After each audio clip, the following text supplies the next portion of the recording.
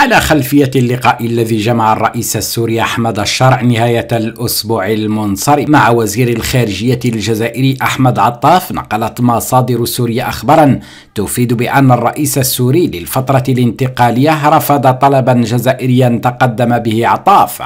وأضافت المصادر ذاتها أن النظام الجزائري طلب على لسان رئيس دبلوماسيته من الرئيس السوري إطلاق سراح المعتقلين من الجيش الجزائري وميليشيات البوليزاريو الذين ألقت هيئة تحرير الشام القبض عليهم أثناء وجودهم ضمن قوات نظام بشار الأسد في محيط حلب. وكشفت المصادر السورية أن الرئيس الشرع رفض بشدة طلب الرئيس الجزائري عبد المجيد تبون، مضيفا أن العسكري الجزائري من درجة لواء وحوالي 500 جندي من الجيش الجزائري وميليشيات البوليزاريو سيحاكمون إلى جانب بقايا فلول نظام الأسد الذين تم القبض عليهم. وتابع الرئيس السوري للفترة الانتقالية موجها حديثه لوزير خارجية تبون أن المعتقلين من الجيش الجزائري وميليشيات البوليزاريو يعاملون وفق القواعد الدولية المنظمة لمعتقل الحرب.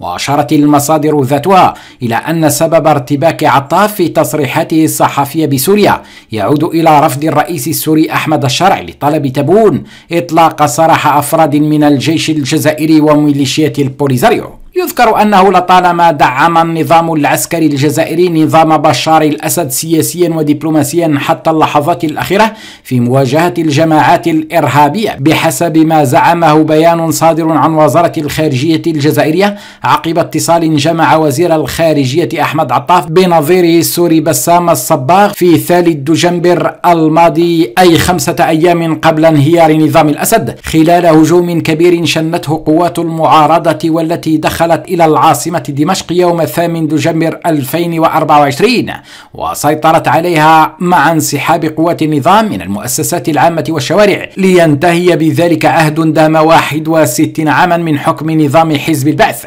و53 سنة من حكم عائلة الأسد. وأكد البيان موقف الجزائر الثابت في التضامن المطلق مع الجمهورية العربية السورية الشقيقة دولة وشعبا في مواجهة التهديدات الإرهابية التي تهدد سيادتها ووحدتها وحرمة أراضيها وكذا أمنها واستقرارها. وتمسكت الجزائر منذ البداية بموقفها الداعم للنظام، حيث دعت في فبراير 2020 إلى رفع التجميد عن عضوية سوريا في الجامعة العربية. ووصف وزير الخارجية الجزائري الأسبق صبري بوغادوم تجميد العضوية بأنه خسارة لكل الدول العربية.